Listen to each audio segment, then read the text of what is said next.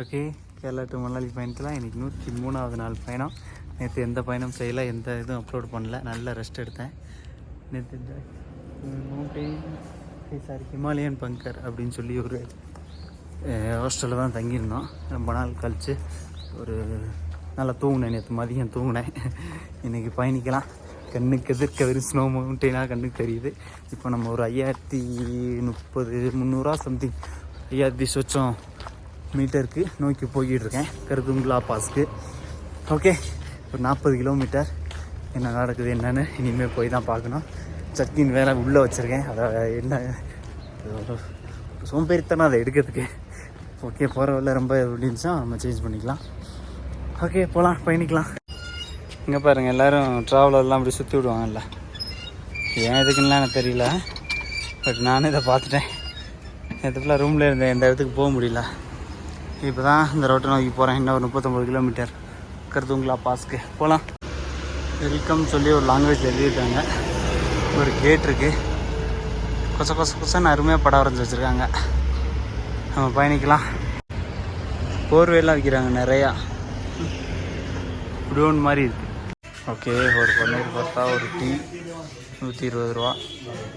நம்ம சிறுக சேர்த்த காஷ்மீரில் காசெல்லாம் லடாக்கில் மொத்தமாக பிடிக்கிறானுங்க. ஒரு வாழைப்பழம் 10 ரூபா 15 ரூபா சொல்கிறானுங்க.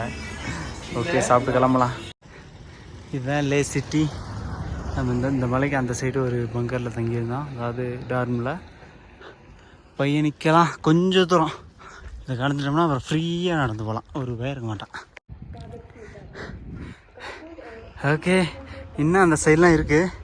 இப்போதைக்கு இவ்வளோ தான் வியூ தெரியுது. ஃபுல்லாக ஸ்னோ மவுண்டெயினாக இருக்குது. ஓகே, வெறும் கொடியாக கட்டி வச்சுருக்காங்க. அப்படியே இதில் தான் போகணும். அந்த புத்தர் சிலை இருக்குது பாருங்கள், அவ்வளோதான், அதுதான் கடைசி. அதுக்கப்புறம் நல்ல ரோடு தான். ஹே பட்டீஸ், இப்போ வாயில் அடிபட்டுருக்கு. இங்கே ஒரு நல்ல ஒரு பெரிய நகரம் இருக்குது. அங்கே ஒரு ஸ்கூல் இருக்குது. நிறைய பசங்க கிரவுண்டில் இருக்கானுங்க, பேஸ்கெட் பால் கிரவுண்டில்.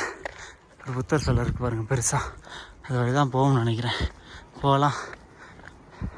ஓகே, லேண்ட் ஸ்லைட் நடந்திருக்கு. இங்கே அங்கிட்டலாம் வேலை பார்த்துக்கிட்டு இருக்காங்க. எல்லா பைக்கர்ஸ் காரையும் சுற்றி அனுப்பிச்சி விட்டுட்ருக்காங்க மேலே. நம்மளை யாரும் தடுக்க முடியாது, அந்த ஆண்டவனை தவிர. நம்ம போய்கினே இருக்கலாம். ஓகே, 13 அடி வருஷத்தில் இருக்கோம். அந்த இருக்கு பாருங்கள் புத்தர் சிலை.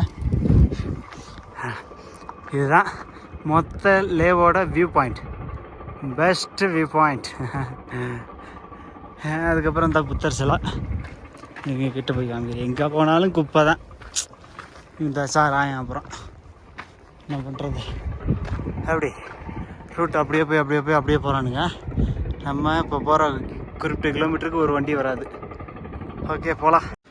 ஓகே, இந்த ரோடு நம்ம லடாக் சைடு எல்லா பார்டர் சைடும் நம்ம ஈஸியாக போகிறதுக்கு காரணம் இந்த காய்ஸ் தான். ப்ரோஸ் யாராவது விழிச்சு ரோடை சரி செஞ்சுக்கிட்டே இருக்காங்க. ஓகே, 11 கிலோமீட்டர் நடந்து வந்துட்டா. பேச்சு வர மாட்டேங்குது, எனக்கு மூச்சில் அடைக்குது. போகலாம். இன்னும் ஒரு 29 கிலோமீட்டர் ஒன்லி. இன்னைக்கு ஒரு ஃபுல் மாரத்தான் அடிக்கிறேன். ஓகே, ஃபைனலி இந்த பக்கம் ஒரு லிஃப்ட் கிடச்சிருச்சு. ரோடு பூரா டேமேஜாக இருக்குது. இதெல்லாம் க்ளோஸில் இருந்துச்சு, இப்போ தான் ரெடி பண்ணியிருக்காங்க. இருந்தாலும் பைக்கர்ஸ் பறந்துக்கிட்டு இருக்காடுங்க. ஓகே, போகலாம். இங்கே ஒரு வியூ பாயிண்ட் இருந்துச்சு. அங்கே ஒரு வெள்ளை பொண்ணு இருக்குது, வெள்ளைக்கார பொண்ணு. நல்லா அழகாக இருந்துச்சு. ஓகே, போகலாம். வந்துட்டானுங்க தலைவர், வந்துட்டானுங்க.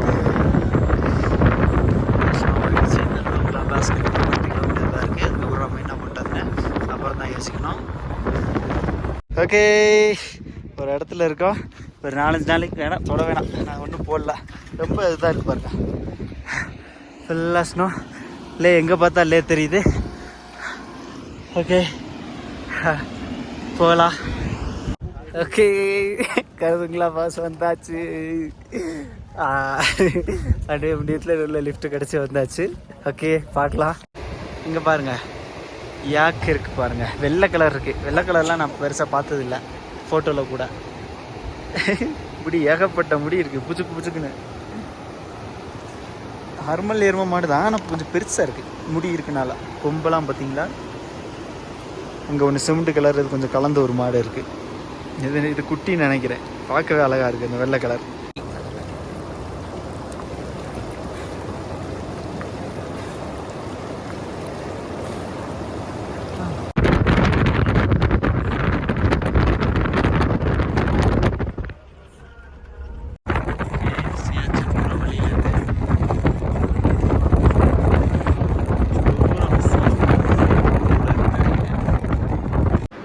ஓகே, இப்போ சோறு, உருளைக்கிழங்கு, காலிஃப்ளவரு, அது 250. இது எவ்வளோன்னு தெரியல. ஓகே, இருந்தாலும் நல்லா பசியில் இருக்கேன், வேறு வழி இல்லை, சாப்பிட்டாங்கணும். ஓகே, இங்கே சுமோர் இந்த நூப்ரா வெளியில் சுமோர் அப்படின்ற ஒரு வில்லேஜில் இருக்கேன். இது அந்த சியாச்சன் வார் மெமோரியல் இருக்குல்ல, அங்கேருந்து ஒரு 83 கிலோமீட்டர் கிட்ட தான் இருக்குது. அதுக்கு அங்கிட்டு ஒரு 50 கிலோமீட்டர் தான் இப்போ சைனா. நம்மளோட இந்திய மேப் இருக்குல்ல, அப்படி எம் மாதிரி வரும்ல தலை மேலே, அதில் அந்த எம் பல்ல இருக்குல்ல, ஆமாம், அந்த சியாச்சின் அதுலேருந்து 83 கிலோமீட்டர், அங்கிட்டு 100 கிலோமீட்டர் தான் இருக்கும் சைனா. அந்த இடத்துல இருக்கோம். நம்ம இந்தியாவோட கடைசி எல்லை தான், கொஞ்சம் தூரம் தான். இருங்க சுற்றி காமிக்கிறேன். சுற்றி மலைகள்லாம் இருக்குது, வெறும் பாலைவனம் தான். இங்கிட்ட ஒரு மானஸ்ட்ரி இருக்குது, நம்ம இந்த மானஸ்ட்ரிக்கு போகலாம். இது வரைக்கும் மானஸ்ட்ரிக்கு நான் வந்ததே இல்லை, போனதும் இல்லை. இதுதான் ஃபஸ்ட்டு. போய் எப்படி இருக்குன்னு பார்க்கலாம். ஓகே, மானஸ்ட்ரிக்கு வந்தாச்சு. பெருசாக ஆள் நடமாட்டமே இல்லை. உள்ளே போய் பார்க்கலாம். வாய்ப்பு கிடச்சாங்க நான் தூங்குறேன்னு கேட்கலாம், என்ன நடக்குதுன்னு பார்க்கலாம். எனக்கு இங்கே தூங்கினா கொஞ்சம் நிம்மதியாக இருக்கும்.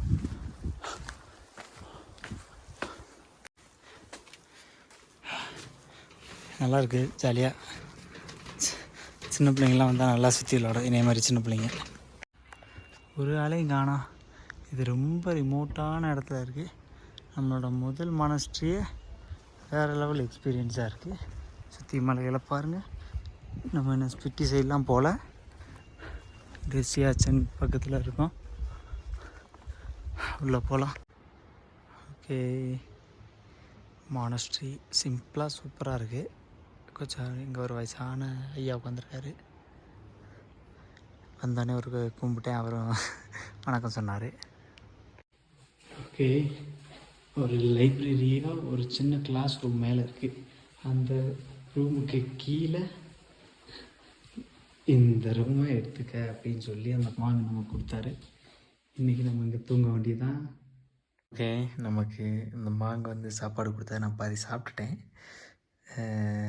இது நூடுல்ஸ் மாதிரி, மீ கோரிங் மீ சம்திங் அது மாதிரி இருக்குது. பசியில் அடிச்சு நொறுக்கிட்டு இருக்கேன். அது வந்து டேஸ்ட் இல்லை, ஆனால் அந்த காய்கறி அற்புதமான டேஸ்ட்டாக இருக்குது. நம்ம வீட்டில் சாப்பிட்ற மாதிரி இருக்குது. அதனால் கொள்ளச்சி அடிச்சுக்கிட்டு இருக்கேன். சாப்பிடலாம்.